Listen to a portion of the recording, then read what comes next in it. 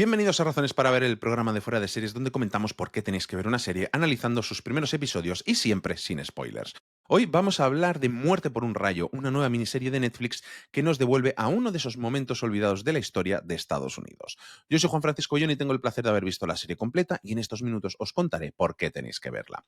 Pero antes de empezar me gustaría recordaros algo muy importante. Si os gusta lo que hacemos, suscribíos a nuestro canal de YouTube y dadle a me gusta, que es lo que más nos ayuda a seguir creciendo. Mirad, a veces una serie no solo entretiene, sino que también te recuerda algo que no sabías que habías olvidado.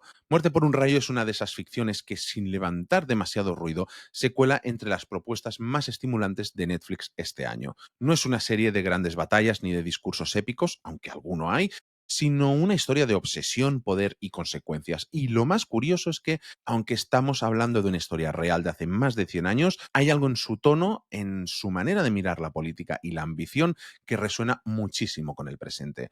No esperéis aquí una lección de historia al uso. La serie arranca con un cerebro humano cayéndose de un frasco, literalmente, y a partir de ahí empieza a tirar del hilo de una tragedia muy poco conocida: el asesinato del presidente James A. Garfield. Pero no os preocupéis si no sabéis quién era, porque la serie ya se encarga de que os interese su destino. El nombre que está detrás de esta historia es el de Mike Makowski, no Mike Wazowski, al que quizás recordaréis por Bad Education, una película con Hugh Jackman que ya mostraba su habilidad para hurgar en lo incómodo con un tono ácido. Aquí se mete de lleno en un episodio olvidado de la política estadounidense, pero lo hace con una mezcla de respeto y mala leche que le da mucha personalidad a la serie. Desde el inicio el proyecto llamó la atención por dos razones. Por un lado, por contar con David Benioff y D.B. Weiss, sí, los de Juego de Tronos, como productores ejecutivos. Y por otro lado, su reparto espectacular: Michael Shannon como Garfield y Matthew McFadden como Guito, y un elenco de secundarios donde destacan Nick Offerman, Betty Gilpin o Bradley Whitford.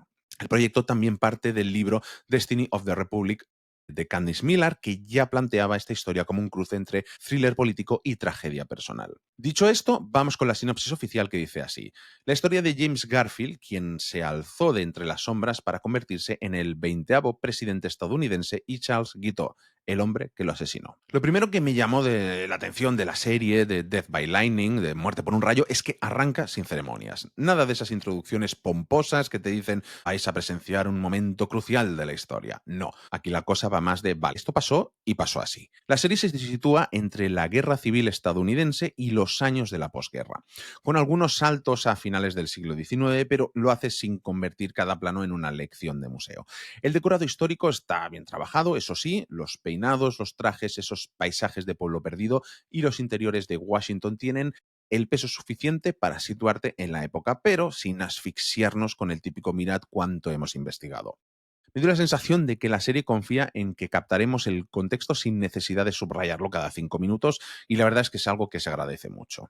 Y luego está James A. Garfield, interpretado por el enorme Michael Shannon. Aquí no nos presentan a un héroe de manual, sino a un tipo normal metido en un sistema que no está diseñado para los buenos, sino para los que saben moverse en el barro. Esa normalidad, ese, bueno, esto es lo que hay, me pareció un acierto porque conectas con él como persona, no como figura de bronce en una plaza. En el otro extremo tenemos a Charles Guiteau con el otro enormísimo Matthew McFadden, y desde el primer momento se percibe que algo no va bien con él. Es torpe, desesperado y se empeña en cosas imposibles. Un personaje incómodo de ver, precisamente por eso resulta fascinante. McFadden consigue que sus pequeñas victorias y sus constantes rechazos resuenen mucho más de lo que cabría esperar en un guión tan anclado en hechos reales. Y aquí es donde la serie sube varios escalones. Lo que realmente me enganchó fue ver cómo Shannon y McFadden funcionan como polos opuestos que en realidad se necesitan mutuamente para que la historia tenga sentido.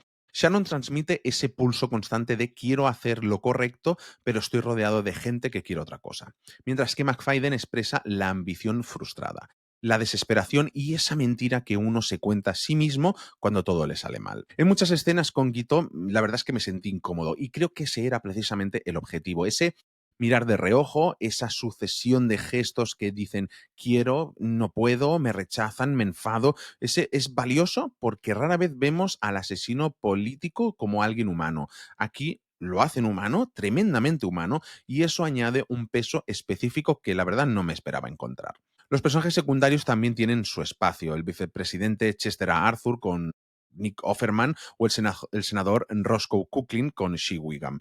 Me parecen divertidos y peligrosos a partes iguales. Hay un juego de poder que me recordó a otras series políticas, digamos, no sé, el ala oeste, House of Cards, pero con ese barniz de época y ese humor ácido que le da personalidad propia a Muerte por un rayo. En fin, de verdad que lo he disfrutado muchísimo por esas interpretaciones que elevan un material que en otras manos podría haberse quedado en mera reconstrucción histórica.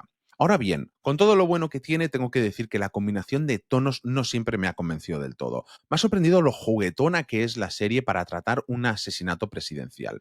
Ese riesgo puede ser tanto un acierto como un tropiezo y depende del momento. Me ha encantado que se atrevan a mezclar humor negro con drama histórico, pero hubo pasajes en los que pensé, vale, ¿esto va en serio o va en broma? En los primeros 3 episodios la serie se recrea en la ironía, en lo absurdo del sistema político, en la mediocridad de algunos personajes, y eso me pareció muy interesante. Pero también noté que esas pinceladas de comedia restaban algo de peso dramático a ciertas escenas que podrían haber sido más hirientes. Dicho esto, el episodio final lo redime con creces. Esa culminación, ese momento en el que todas las piezas encajan, me dejó con ganas de volver a verla casi al instante. El guión había ido preparando el terreno y en esa resolución conecta de una forma muy satisfactoria. Es el mejor episodio de los 4 y no por margen corto. Una de las cosas que también más me atrapó es cómo la serie toma un hecho histórico poco recordado, el asesinato de Garfield en 1881, y lo convierte en espejo de nuestro presente. Me da la sensación de que me estaba diciendo, vale, esto pasó hace mucho, pero mira lo que está pasando ahora. Y me interesa cuando una obra de entretenimiento hace eso sin ponerse a sermonear. Garfield se presenta como alguien que quería retomar el sistema de méritos, expandir derechos, limpiar la corrupción, una especie de alma buena en un sistema ya podrido. El tema de la alineación individual, del fracaso del sistema, de que quiere entrar pero no le dejan, se siente muy contemporáneo. La serie funciona más como sátira del poder que como documental austero. Y luego están esas preguntas que me hice mientras la veía. ¿Qué significa que Garfield apenas durara unos meses en el cargo? ¿Es ese su punto débil, que quizá no lo vimos despegar todo su potencial que la serie sugiere que tenía? Puede ser, pero creo que también es su fuerza la idea de lo que pudo haber sido y esa sensación de pérdida de oportunidad, de easy, de what if, la verdad es que me ha parecido muy potente. Y por supuesto ningún producto es perfecto y este tampoco lo es. Ya he mencionado los resbalones con la tonalidad. Además, creo que algunos personajes femeninos quedaron un tanto al margen. Las mujeres que acompañan a Garfield o Quito son interesantes, pero a veces están menos desarrolladas, como si se quedasen en un segundo plano frente al ruido de los hombres y sus defectos. También para una miniserie de 4 capítulos la sensación de podría haber sido más recortada está ahí también.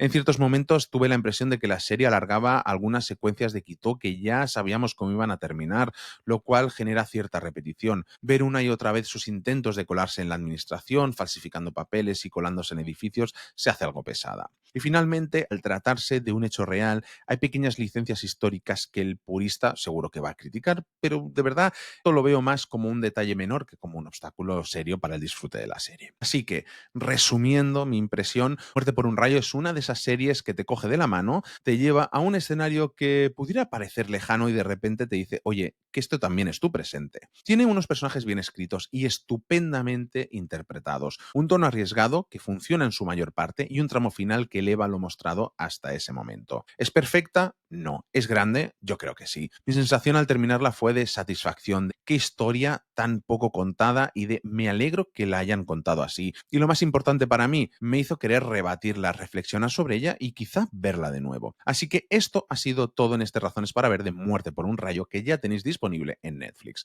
Recordad pasaros por nuestro chat de Telegram en el que más de 2000 personas hablamos cada día de series en telegram.me/fuera de series y pasaros por fuera de series.com y por nuestra tienda fuera de series.com/tienda donde seguro que tenemos algo que os gusta. Muchas gracias por escucharnos y recordad, tened mucho cuidado ahí fuera.